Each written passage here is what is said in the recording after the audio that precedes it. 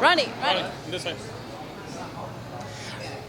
Ronny, congratulations on a sensational victory tonight. How are you feeling right now? I'm feeling great, really emotional. After last year coming off a couple of losses, it changes the page, and it feels awesome. You kept hitting him with big left hooks, but it was ultimately the uppercut that put him down. Walk me through that shot. Well, we watched a lot of tape, and we noticed that when he flurried, he had his right hand down, so that's why we were obviously throwing a left hook, kept counting with the left hook, and our game plan from the start was always to counter punch and body, because we knew it was a matter of time before we wore him down. You had a lot of support from Santa Ana here tonight. What message do you have to all your fans? I just want to say, we did it, guys. The people that have been behind me through it, thick and thin, thank you guys so much. It means a lot to me, all those direct messages on Instagram. I read them and I reply, so thank you guys so much. It means the world to me. Coming up next, we have main event of Ray Vargas versus Tomoki Kameda. Ray Vargas, you already faced in the past. Are you interested in getting a rematch with them, or just the winner of the fight tonight? Yeah, of course. I'm always looking to avenge a loss, but I think they had given us another name. So, and Ray Vargas had mentioned he wouldn't take the rematch with us unless it made sense, and I think a unification fight would make a lot of sense. Can you give us that name? I think they said Daniel Roman. Yeah, yeah. So. Thank you so much. Congratulations once again. Where does this win put you at this point of your career? It's like your third chance. You got to cash in, man. Yeah. What's next for you? Like I said, man, they mentioned Daniel Roman. It would be a good fight. He's a fan-friendly fight, and he's from LA. So between the both of us in LA would make a lot of sense. Did you know you could break Diego De La Hoya down like that, or? That was a game plan, man. Just a counter, and we just thought it was a matter of time before the body shots were affecting him, and as you saw, they did. So this camp was thoroughly planned from the beginning to the end. From the first time we saw the fight, so the weigh-ins, everything was planned. How good is he? You were just in there with him. Can he bounce back?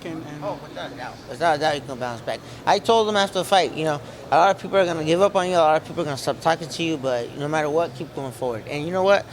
He proved a lot of people wrong by coming in underweight, because a lot of people were already obviously criticizing his weight, and he did it. He's got to know the breaks you have, and this is a big win. What do you want next? If you can just say, I want this next and it can happen, what is it? The fight against Daniel Roman. I have a lot of respect for Daniel Roman. We're good friends, but you know what? At the same time, this is a business. I have a lot of respect for him as a fighter and a friend. So if we can do this fight and get paid at the same time, that's what we're in. That's why we're in this business, right? To get paid, So let's do it. In the fifth round, that was you guys went to war. Were you guys talking in the ring? And what was going on? What was going on through your mind in the fifth round? Me and Dale were never talking in the ring. At least not that I remember. But it was a good exchange, and I wanted to put the pressure from the fourth and on. I wanted him to come forward and put more punches together, because we noticed from watching tape that after the third round he starts to kind of cruise a little bit more. So we wanted to amp up the pace all the way to like the 9th and 10th round. We're going to step it up even more. So it's just a matter of time before we amped up our pace more. It looked like in the second, like you had rocked him, and then again later on, you had rocked him one more time, and then you rocked him again before the knockout. Was there a moment in the fight when you thought to yourself, I've got him, I'm starting to hurt him?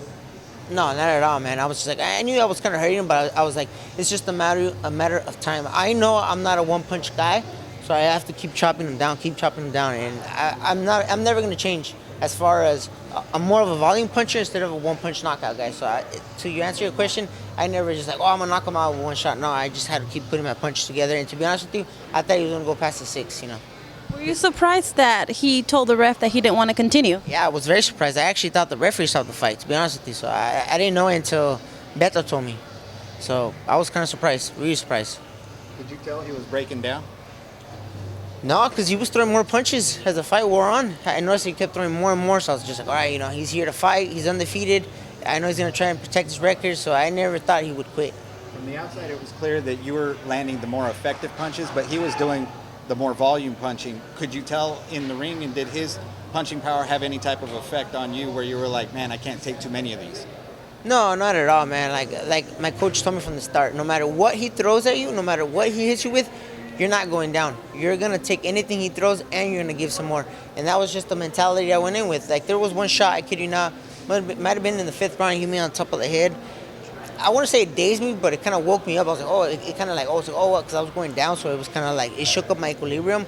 But like Coach said, no matter what it hits you with, just keep going forward. Thank you, Thank you guys. Thank you guys.